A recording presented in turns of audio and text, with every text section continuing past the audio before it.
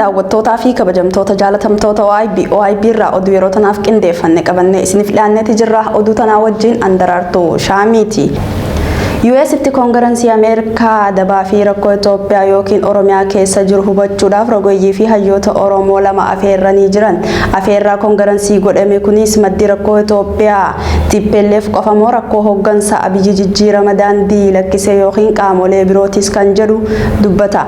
Guutuu gabaasa kanaa Duniyaa Shaafii akka taantu isiniif dhiyeessiti.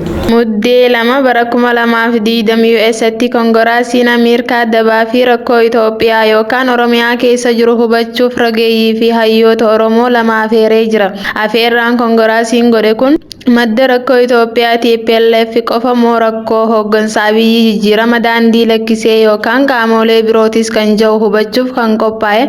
Gocha badii Abiyyi waggoota lamaan darban Oromoo irratti raawwataa ture kan saaxilu fi hammeenyi isaa kan TPLF waggaa 27 raawwate ol yookaan walqixa yoo ta'e malee isaa gad akka hin taane koongiresiin kan itti dubbatu. Keessattuu Abiyyi fi ajjeechaa mana hidhaatti hidhamaa baasaa fannisuu fi ajjeesanii lagatti gatuu Oromoo irra jiru kan itti baran ta'a. Rogeetii fi Daayiriktarri olaanaa ollaa kan taate Seenaa Jimjimoo Duulaa fi Daayiriktar gaazexeessaa Addis Istaandaard kan taate Tasdalee Lammaa Boruu rakkoo Itoophiyaa keessa jiru Oromoo irra gahee fi gahaa jiru jijjiiramuu butamee harka abbaa irree galee fi diinummaa Abiyyi Oromoo fi uummata Itoophiyaa irratti raawwataa jiru daran ni saaxilu jedhamee eegama. Qeerroo Oromoo Ibsaayyee Khaliil kan jedhamu aanaa Daaroo Labu magaalaa Machaaraa irraa akka malee waraana mootummaatiin reebamuu maddi keenya ni himan. Namni kun badii takka osoo hin qabne ji'a walakkaa geeti jira yeroo eega hidhamee jiru mana hidhaa keessatti. Ibsaayyeen ganda isaa namoota hedduu namni firummaan isatti dhiyaatan mootummaa nafxanyaatiin ajjeefamuu turan. Ibsaayyeenis yeroo ammaan tana haalli inni mana hidhaa keessatti isa mudataa jiru waanuma namoota isaa firoottan isatti dhiyoo jiran irra geetu irra gahaa jira jechuun dubbatan. Oromummaa isaa qofaaf yakkamee haala suuraa irratti mul'atu kanaan mana hidhaa keessatti dararamaa jiraachuullee dubbatan. Walumaa galatti haalli nageenyaa hedduu yaaddeessaadha jedhan. Godina Wallagga aanaa Ammaaruu keessatti rakkoo hammaataatu deemaa jira jedhan sabboontoota Oromoo warra biyyaaf dhaabbatan hidhuudhaan dararaa hamaa keessa akka jiran maddi keenya gara OIB'tti himan. Yeroo ammaan tana warri mootummaa ifiin jiru qaama mootummaa kan isaan mormaniis hidhaa jiraachuu dubbatan. Warra hidhaman keessa bulchaa aanaa Rabbirraa Fiqaaduu fi itti aanaa dabalatee namoonni fi hayyoonni Oromoo 8 ol tahan akka hidhaman maddi keenya kun OIB'tti himan. Hidhaa fi dararaan sababa tokko malee badiin alatti ilmaan Oromoo irratti deemaa jiru akkuma tufetti jira. Godina Harargee Baa'ona Gorowaa keessatti hidhaa fi dararaan ilmaan Oromoo irratti akkuma tufetti jiru. Haaluma kanaan roobii kaleessaa muddee 2 jechuudhaan namoonni hidhaman keessa Ibrahim Sufiyaan Biqilaa Dinquu fi Ahmad Solet Alijii Toofiq namni jaamu akkasuma Jamaalee Ammiyyee jaamu badii takkaan maleetti odoo hin raawwatiin miseensa baa'oo ta'uu qofaaf yakkamaa ta'uudhaan hidhamaniiti jiran.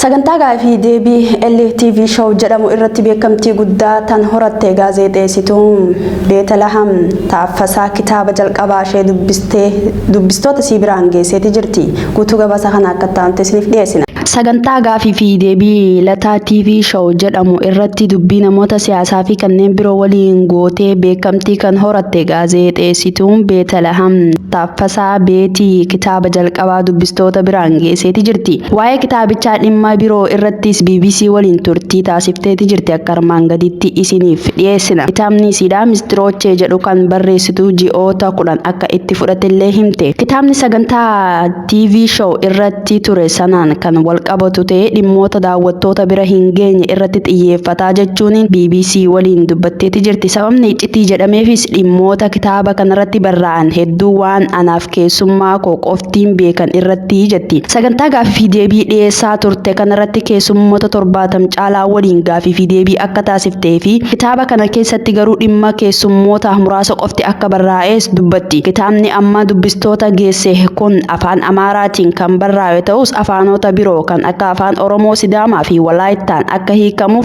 hojjechaa jiraachuusiis himtu. Hojii miidiyaa fi kitaaba barreessuu hawwii ijoollummaa hedduu qabdu keessaa warra naaf milkaa'aniidha kan jettu Beetiin hojiiwwan gartuu tokko qofti ittiin dhaadatan keessa seenee mul'achuun barbaada jechuun dubbatti. Biyya kanatti gartuu wayii nu qofaa barreessa, nu qofaatu daldala, nu qofarraa waan hundi bareeda waan jedhan qabamee jira. Warra kanaaf dantaa hin qabu jetti.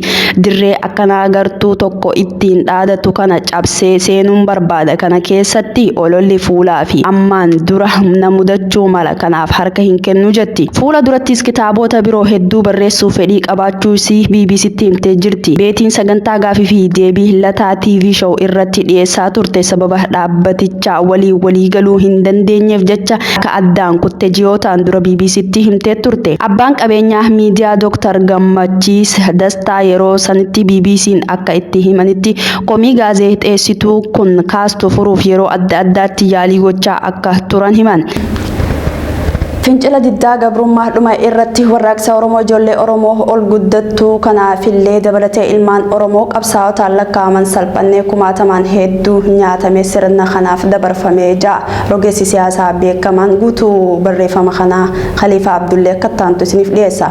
Rogeessi siyaasaa Oromoo beekamaan obbo Yaayaa Bashiir akkana jechuun fuula feesbuukii isaaniitti irratti barreessaniiti jiran. Itoophiyaan gaafa humnaan jaaramtee qabee humnoonni lamaan aangoo irratti wal fixaa bahan Amaaraa fi Tigreedha. Oromoon gaafa humnaan cabee qaamaan Itoophiyaa ta'us aangoo Abisiiniyaa irratti kan wal barbaadaa ture isaanuma kana lamaani. Oromoon erga cabee qaamaan Itoophiyaa ta'ee boodaas isaanuma lamaani. Oromoo keessa ergamtuun gama lamaanuu jala gortee ulfina jara lamaanii tiksuuf jecha maqaas mataasitti dhabde garuu lakkaa'amtee hin dhumtu. Seenaa siyaasaa Itoophiyaa keessatti Oromoon takka of danda'ee dhaabbatee aangoo biyyattii qabatee hin beeku ittuu hin dhiyaanne. Akka isaatti maqaa isaatiin naggadame garuu hin jiru. Oromoon bilisummaa isaaf kumaaf kitilaan wareegameera, wareegamaas jira. Garuu ajandaa Oromummaa qabatee siyaasaa Itoophiyaa keessatti aktar of danda'ee ta'ee taphatee hin beeku. Carraa sana argachuuf yaaliin taasisee hundumtuu shororkeessummaadhaan isa ajjeesisaa hiisisaa bahee arraas sanumaatu tahaa jira. Hogganoonni siyaasaa Oromoo amma mana hidhaa jiran kanaaf ragaadha. Lola siyaasaa Itoophiyaa keessatti deemaa jiru kana addunyaan daawwataa jirtu kana keessatti sagaleen Oromoo hin jiru.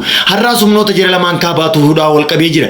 Aayidiyooloojii inni tokko dhaabe inni kaan buqqisuuf walitti duulaa jira. Oromoon humna siyaasaa sadaffaa ta'ee aangoo siyaasaa biyyattii qabaachuu yookiin cabsatee galuu hin dandeenye. Biyyattii keessatti saba isa guddicha jedhamnee hawaamamu malee qoonni siyaasaa keenyaa garuu bacancaree qe'ee namaa ho'isuu malee qe'ee ofiitiif ta'uu hin dandeenye. Furmaata maal akka barbaannu dura qulqulleessinee haa hubannu. Waan barbaannu sana argachuuf tokko ol kee wareegama baasu kaanis biraa hin hafin. Hoogganootawwan nuuf maalu fiduuf qabsoo godhanii harka diinaa bu'an baafachuun tarkaanfii keenya isa jalqaba haa ta'u. Qabsoo faraqaadhaan godhamu bilisa nuun baasu. Kufnus kaanus waloodhaani. Walummaa keenyaatu nuuf humna. Yoo sana barree sana dhugoomsuuf gatii kafalle qofa hanga baay'ina keenyaatiin kabajamna. Ta'uu baannaan warra lakkoofsaan guddatee maqaadhaan xiqqaate taana jechuudhaan ergaa barnoota qabdu hawaasaaf Oromoof dhaamaniiti jiran. Itti aanaa dura ta'a boordii liigii mirga namoomaa gaanfaa Afrikaa hojii gaggeessuu hoteela Ilillii Dirribaa Waqjiraa poolisiidhaan Finfinnee mana isaaniitti qabamanii erga butamee eessa geesseen isaa kan dhabame ji'a tokko oliif kan deemudha.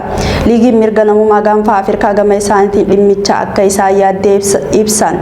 Koomishiniin poolisii Oromiyaa maatii Dooktar akka hin arganne dhoorkamuu jechuudhaan haala jiran qorannoon dhimma Dooktar xumuramee dhiyeenyatti abbootii alangaaf akka dabarfamu dubbatan. Tole gaa daawwattootaa fi kabajamtoota keenya oduu narraaf qabannee isiniif dhiyaanne asumarratti kan goolabamu ta'an godhu biraatti walitti deebinutti nagaan nuuf tura.